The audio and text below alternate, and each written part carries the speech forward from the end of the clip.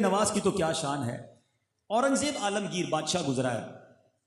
ایک بار آپ بھی مزار پہ آئے نا, یہ واقعہ بھی بہت کچھ سکھائے گا. ایک بار وہ خواجہ غریب نواز کے مزار پہ گیا, بادشاہ تھا, اور اتنا ادب اس نے کیا کہ میلوں دور اپنی سواری سے پہلے اتر گیا اور بڑے ادب کے ساتھ چلتے چلتے چلتے خواجہ کے دربار میں گیا. جب وہاں گیا تو کئی نابینا کھڑے تھے. تو اورنگزیب نے کہا کہ کون لوگ ہیں؟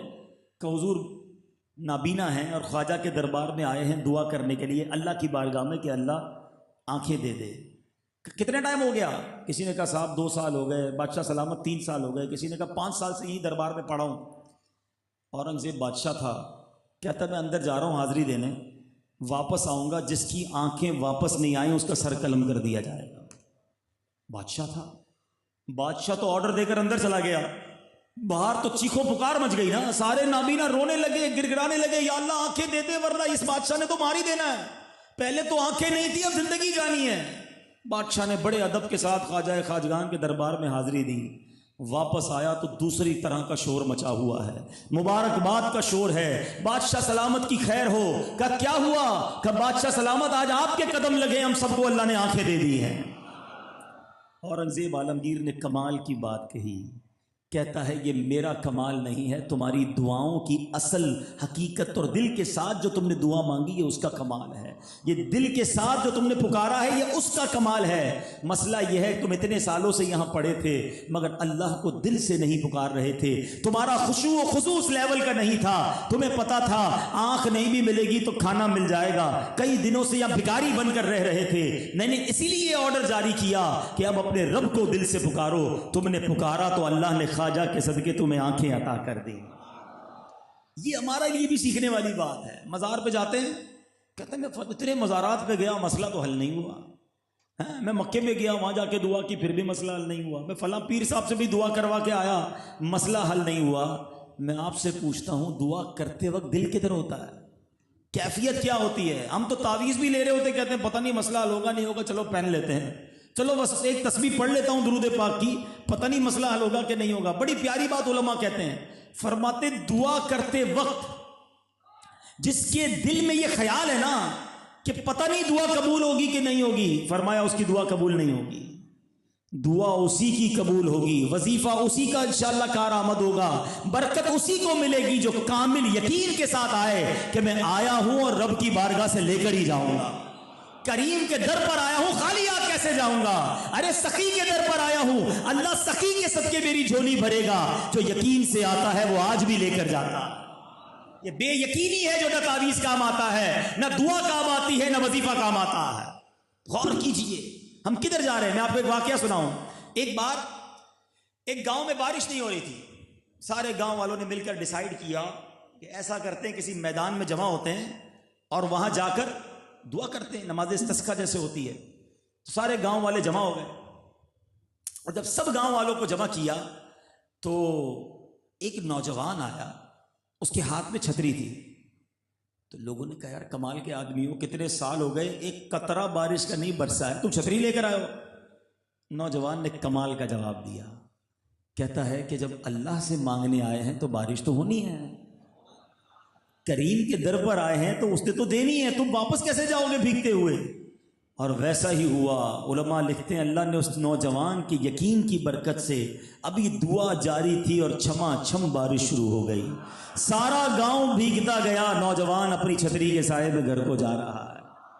یہ یقین ریکوائرڈ ہے, وہ کامل بھروسہ چاہیے. وہ شاعر کہتے ہیں نا, شاعر مشرق, جو آج بھی ہو ابراہیم سا ایمان پیدا, اگر آج بھی ہو ابراہیم سا ایمان پیدا, آگ کر سکتی ہے انداز گلستاں پیدا. ارے حضرت ابراہیم جیسا ایمان پیدا کر لو, آج بھی نمرود کی آگ جیسے گلزار بنی تھی, دنیا کی آگ تم پر گلزار بن جائے گی. پرابلم یہی ہے, سب پر بھروسہ ہے, رب پر بھروسہ نہیں ہے. ساری دنیا پر بھروسہ ہے. ارے میرے بڑے تعلق ہیں فلاں منسٹر سے, فلاں ایم این اے سے, فلاں چودھری صاحب سے, فلاں وڈیرے سے, میرے بڑے تعلق ہیں, مسئلہ حل ہو جائے گا. تمہیں سب پر بھروسہ ہے, رب پر بھروسہ نہیں. سب کے پاس جاتے ہو مصیبت میں, اپنے رب کے پاس نہیں جاتے, اس کی بارگاہ میں سر نہیں جھکاتے, اس کی بارگاہ میں ہاتھ نہیں اٹھاتے.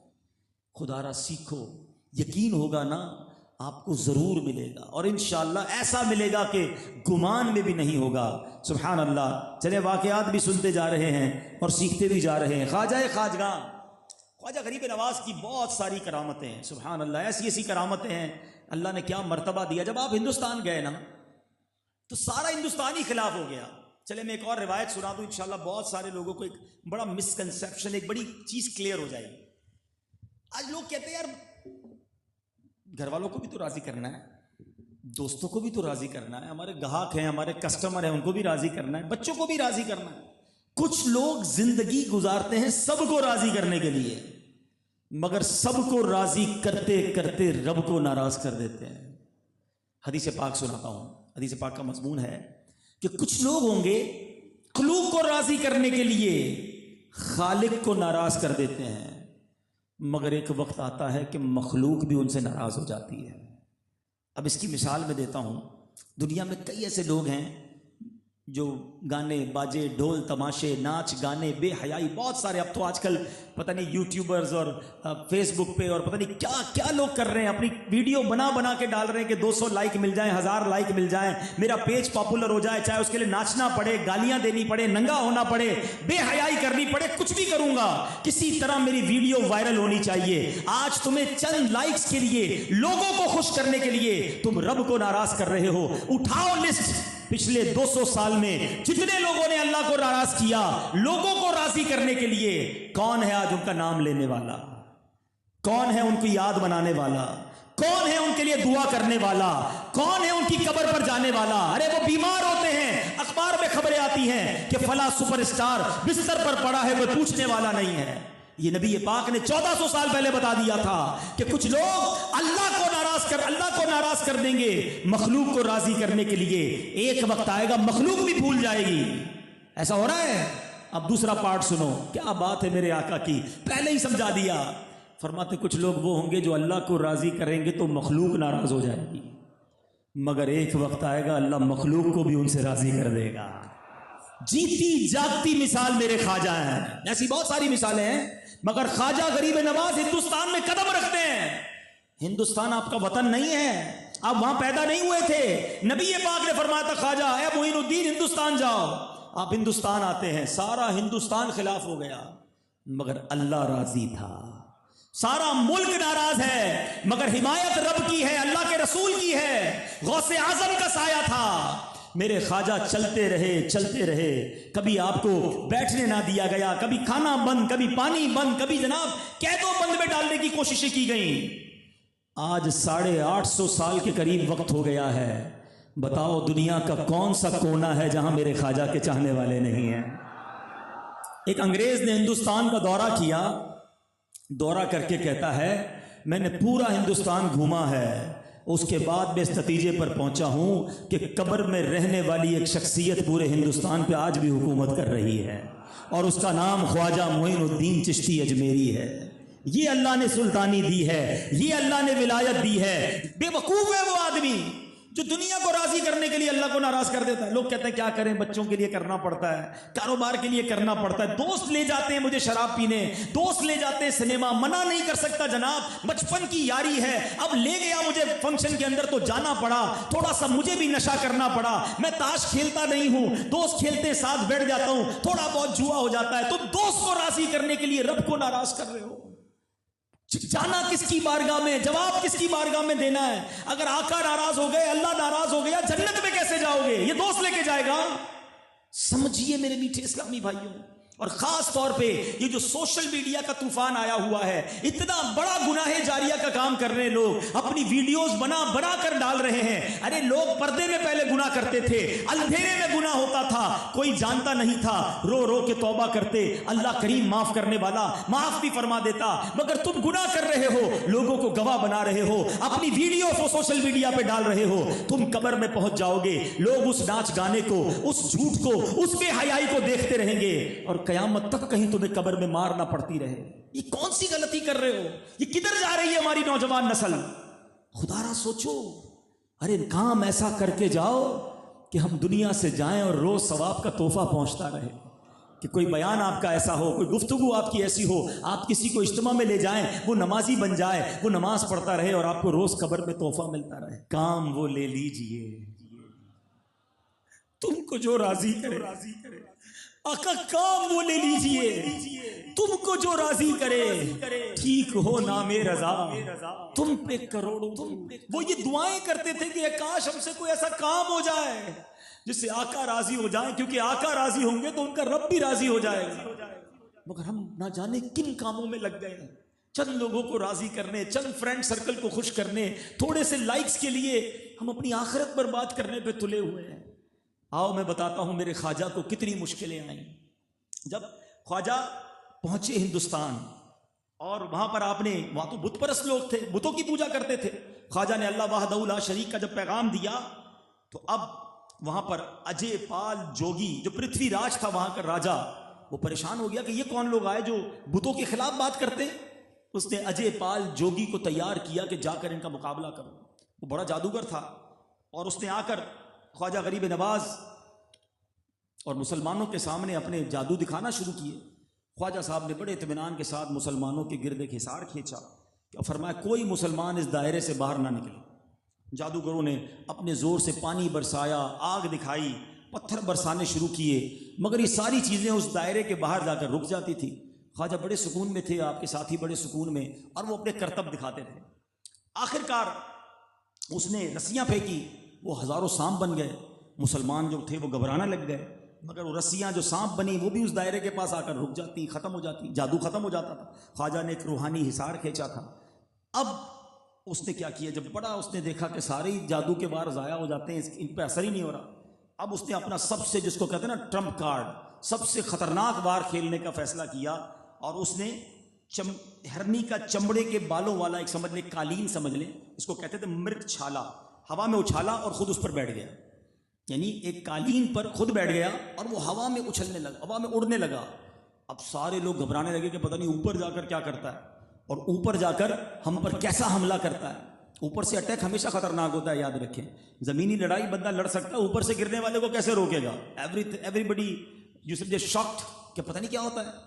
سبحان اللہ۔ جب وہ اوپر چلا گیا تو خواجہ غریب نواز مسکرا رہے تھے اسے دیکھتے ہوئے۔ دیکھو اللہ کے ولیوں کو اللہ نے کیا کمال دیا ہے۔ خواجہ غریب نواز نے کچھ نہیں کیا، آپ نے اپنے چپل مبارک اتارے، اپنے نالین اتارے اور اس کو اشارہ کیا۔ وہ جادوگر اڑ رہا تھا، میرے خواجہ کے جوتے اڑنے لگ گئے، میرے خواجہ کے نالین اڑے اور اس کے اوپر جا کر اس کے سر پہ برسنے لگے۔ اس کو اتنا مارا کہ وہ جو اس زمانے کا سب سے بڑا جادوگر تھا اجے پال جوگی، وہ نیچے آیا، نیچے آ کر خواجہ کے قدموں میں پڑا۔ حالانکہ اس کو لایا گیا تھا خواجہ کے مقابلے کے لیے، کہتا حضور میں نے جان لیا آپ حق پر ہیں، اللہ کے ولی ہیں، کلمہ پڑھ کر مسلمان ہو گیا۔ اور بزرگ جو ہے نا وہ معاف کرنے والے ہوتے ہیں۔ ہم جیسا بندہ ہوتا اب تو میرے کو بتاؤں گا، میرے سامنے آیا تھا تیری ٹانگیں توڑوا دوں گا، ہاں کوئی قابو میں آ جائے اس کے بعد تو سارے بدلے لینے نا۔ سنو میرے خواجہ نے کیا کیا، اس زمانے سے ہی غریب نواز ہیں، اس زمانے سے ہی نواز رہے ہیں اور آج بھی اپنے مریدوں کو اور چاہنے والوں کو نواز رہے ہیں۔ کیا کیا سنو، خواجہ غریب نواز نے جب دیکھا کہ مسلمان ہو گیا، اس کا نام عبداللہ رکھا، اور پھر سبحان اللہ ایسی نظر ڈالی کہ اجے پال جوگی جو ہے عبداللہ بیابانی کے نام سے زمانے کا مشہور ولی بن گیا، اسے بھی ولی بنا دیا۔ سبحان اللہ۔ نگاہ ولی میں وہ تاثیر دیکھی، بدلتی ہزاروں کی تقدیر دیکھی۔ بڑا ستایا گیا خواجہ غریب نواز کو، بڑا ستایا گیا۔ آپ کے جہاں آپ اپنے رفقا کے ساتھ بیٹھے تھے نا تو پرتھوی راج چوہان کے کارندے آئے، کہا جناب یہ آپ ادھر کیسے بیٹھ گئی، ہمارے اونٹوں کے بیٹھنے کی جگہ ہے۔ تو خواجہ نے کہا ہم بیٹھ گئے ہیں، کہیں اور بٹھا دیں اونٹ۔ کہا نہیں یہ یہیں بیٹھیں گے، راجا کے اونٹ ہیں۔ بہرحال بہت دیر تک بات چیت ہوتی رہی تو خواجہ نے کہا ٹھیک ہے ہم چلے جاتے ہیں، تمہارے اونٹ اب یہیں بیٹھیں گے۔ خواجہ تو یہ کہہ کے چلے گئے، اونٹ بٹھا دیے، انہوں نے کہا دیکھو ہم نے ان کو بھگا دیا۔